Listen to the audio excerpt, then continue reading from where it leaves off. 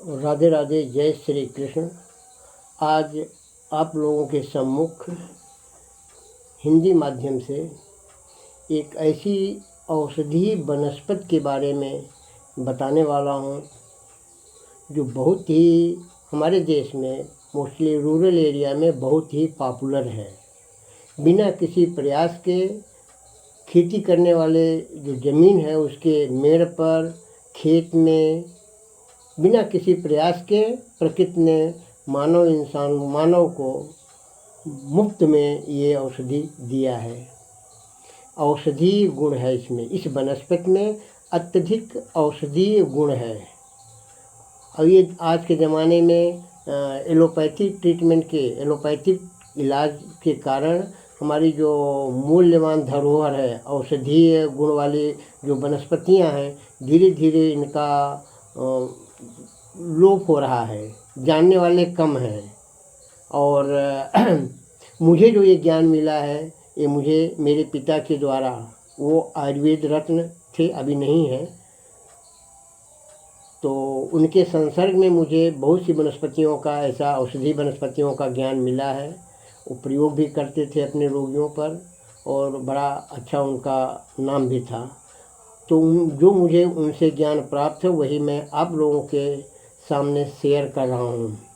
पहले तो मैं इस औषधि वनस्पति का नाम नहीं बता रहा हूँ, उसके कुछ अंग दिखा रहा हूँ, देख करके ही आप पहचान लें। शायद जो वनस्पति है उसमें इस प्रकार का एक फल लगता है, ध्यान से देखिए। देखने में लगता है काजू का फल या किसी आम की जाति का, कि आम की कोई एक वैरायटी हो, कच्चा कैरी आम, लेकिन वो भी नहीं है। लेकिन जो वनस्पति औषधि वनस्पति है उसको मैं बाद में बताऊंगा। मैंने 2 फल तोड़ा है, बहुत ही आसानी से मेरे घर के निकट ही मिल गया और ये इसका फल है।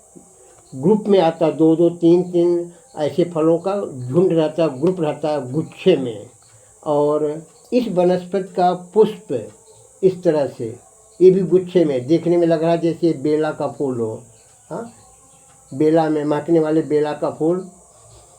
इसमें कोई खास महक नहीं है, बहुत हल्की सी धुंधली जो है महक है, अच्छे मिट्टी वाला महक में से सोंधी मिट्टी की महक आ रही हो, इस तरह से इसमें एक सुगंध है। और इसके पत्ते ध्यान से देखिए, मैं सब आपको भ्रम में बता रहा हूँ, भ्रमित कर रहा हूँ। हाँ, लेकिन भ्रमित मत होइए, आप अपने विवेक का उपयोग करिए। आपके पास जो आपका पूर्व ज्ञान है उसमें आप टटोलिए, शायद आप जानते भी हों। बहुत से लोग जानते होंगे जिनका देहात में कभी आना जाना हुआ होगा। देखने में लगता है पान का पत्ता जैसा आकार है, या बरगद के पत्ते से भी इसकी तुलना कर सकते हैं, काफ़ी मोटा है। और ज़रा सा भी इसकी डंठल को, डाली को कहीं से भी कट करेंगे तो बिल्कुल प्योर गाय के दूध की तरह इसमें से द्रव निकलने लगता है। आपको मैं थोड़ा सा तोड़ के दिखा भी रहा हूँ, देखिए अभी ये काफ़ी देर का तोड़ा हुआ है, धुल गया, मैं धो करके साफ़ करके लाया हूँ।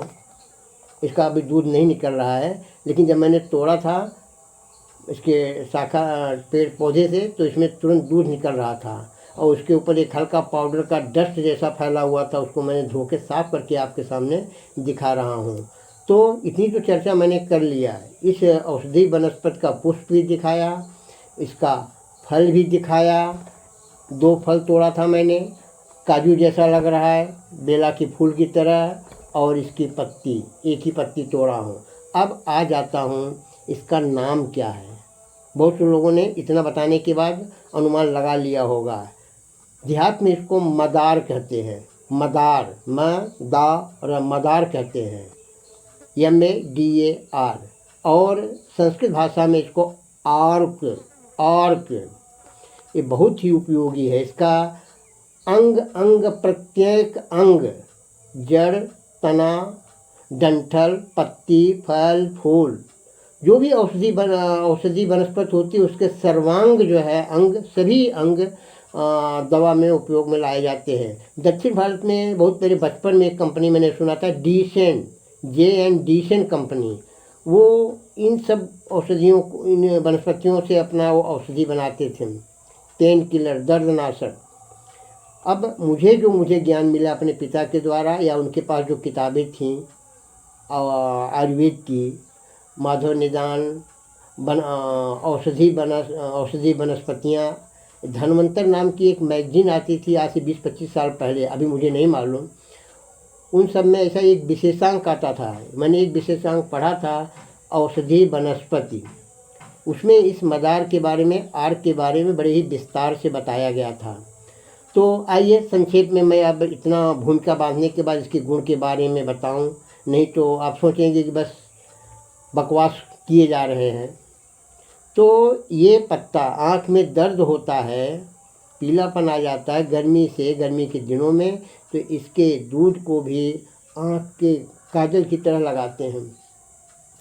शरीर के किसी भी अंग में, हाथ पैर सर कहीं भी, किसी भी अंग में किसी भी कारण, बात पित्त कफ के कारण, मार लग गई हो, चोट लग गया हो, किसी भी कारण किसी भी अंग में यदि सूजन, इन्फ्लेमेशन हो, तो इसकी पत्तियों के ऊपर हल्का सा राई का तेल लगा करके तवे पर गरम करके हल्का सेंकेंगे, ये थोड़ा कुनकुना करेंगे, इसका तासीर बदल जाए, और दर्द वाली जगह पर लगाकर पट्टी से, सूती कपड़े से बांध देंगे। 2-4 बार करने से, दिन में 2-3 बार करने से दर्द छू मंतर हो जाता है। सूजन भी ऐसा लगेगा यहाँ सूजन थी ही नहीं, इतना तो इसके अंदर विशिष्ट गुण है। अब ये फल देख रहे हैं, बचपन में हम लोग जब जानवर चराते थे, खुले एक मैदान खाली था, गर्मी के ही दिनों में, आजकल ही ये ज़्यादा दिखाई देता है। पक जाएगा तो मैं आपको इसको काट के दिखा रहा हूँ। इसके अंदर एकदम रुई जैसा, सेमल का जैसे होता वैसे इसके अंदर देखिए, जब पक जाएगा तो इसका जो अंदर वाला भाग है, ये वाला गोला, ये एकदम रुई की तरह, रेशम की रुई की तरह, देखिए इसमें मिर्ची के बीज की तरह भी से है, ये जो है रेशम की रुई की तरह हो जाता है, बहुत ही सॉफ्ट और मुलायम। लोग जिनको अधकपारी हो, माइग्रेन, इसकी रुई से तकिया बनाते हैं और सर पे लगा के सोते हैं, रेगुलर ऐसा करते हैं तो उनका माइग्रेन हमेशा के लिए गायब हो जाता है। सेमल की रुई और ये मदार की रुई और मिर्ची के बीज की तरह ही होता है। इसको प्रयास नहीं कर पाए, अपने आप जो है पक जाएगा और उसके बीज नीचे गिर जाते हैं और ये कलेक्ट कर लिया जाता है। तो मैंने आपको बताया इसका फूल, पत्ती, और हाँ एक इम्पॉर्टेंट चीज़, इसकी जो जड़ होती है ज़मीन के नीचे, लगभग 8 से 10 सेंटीमीटर नीचे ज़मीन में, इसका ऊपर का तना काट के नीचे की जड़ निकाल लेते हैं, अच्छी तरह से सफाई करके धो करके सुखा लेंगे। सुखाने के बाद उसको कूट करके पाउडर बना, कूट कर पाउडर बना लेंगे। वो पाउडर जो है बहुत ही हीट वाला होता है, बहुत गर्म तासीर होता है। प्रजनन के संदर्भ में उसका उपयोग किया जाता है। जिन नारियों को, बहनों को संतान वगैरह नहीं होती हैं तो उनको ये खिलाया जाता है। दवा के रूप में उपयोग होता है। मुझे नहीं मालूम आजकल इस पर टेबलेट बनता है नहीं बनता, लेकिन मेरे बचपन में मैंने सुना, जरूर भी बताया ना, J&J एडिशन कंपनी इससे दवा बनाती थी। और पेन किलर का गुण होता है इसमें। जड़ का पाउडर बना के फाँका मारते हैं तो शरीर के किसी भी अंग में तकलीफ़ हो, दर्द हो तो वो भी दूर होता है। इस तरह से संक्षेप में मैंने जो मेरा अभी इसके बारे में बहुत विस्तृत ज्ञान है वनस्पतियों के, तो धीरे धीरे लोप हो रहा है, इसका कोई सीमा नहीं है। मगर मुझे जो मेरे पास जो अल्प ज्ञान जो था इसके बारे में, वो मैंने आपसे साझा किया और आप लोगों ने सुना, आनंद आया, मुझे भी सुकून मिला।